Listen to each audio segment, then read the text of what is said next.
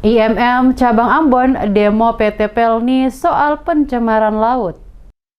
5 poin utama jadi tuntutan dalam seruan aksi demo yang dilakukan Ikatan Mahasiswa Muhammadiyah Cabang Ambon kepada pimpinan PT Pelayaran Nasional Indonesia Cabang Kota Ambon. Kedatangan puluhan mahasiswa IMM di kantor Pelni Cabang Ambon untuk menyuarakan apa yang menjadi tuntutan mereka terkait pencemaran lingkungan yang terjadi di perairan Laut Maluku akibat adanya aksi buang sampah yang diduga dilakukan oleh petugas kapal KM Sabuk Nusantara 106.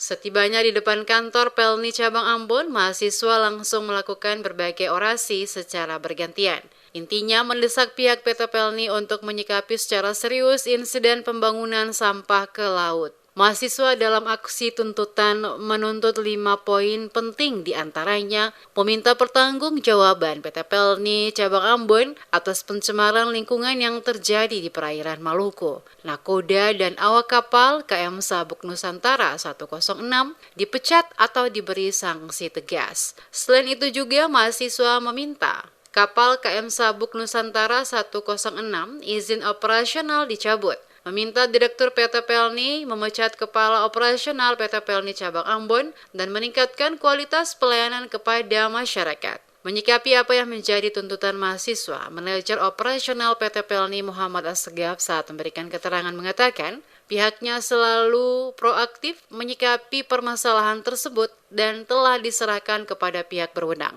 Sesuai fakta dan bukti-bukti yang berhasil dihimpun, maka secara tegas Assegaf mengatakan persoalan tersebut bukan kesalahan pihak PT Pelni, tapi pembuangan sampah tersebut dilakukan pihak penumpang dan telah dibuatkan pernyataan resmi. Namun hal itu tidak semata-mata menjadi satu pembenaran. Pihaknya akan melakukan evaluasi sehingga kedepannya kasus seperti ini tidak lagi terulang di kemudian hari. Aksi demo yang dilakukan oleh mahasiswa adalah sesuatu hal yang wajar. Terhadap tuntutan masyarakat, tuntutan mahasiswa ya dari IMM khususnya, mewakili masyarakat, kita pihak PNI sudah menyerahkan bukti-bukti terkait masalah kasus itu ya, dan kita proaktif.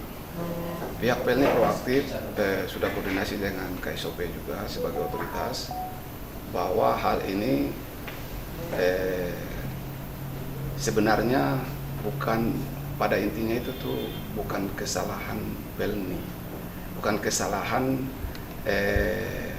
kapal ya, karena memang sudah dibuktikan dengan CCTV dan klarifikasi dari penumpang sendiri yang membuang, dan itu ada di saya.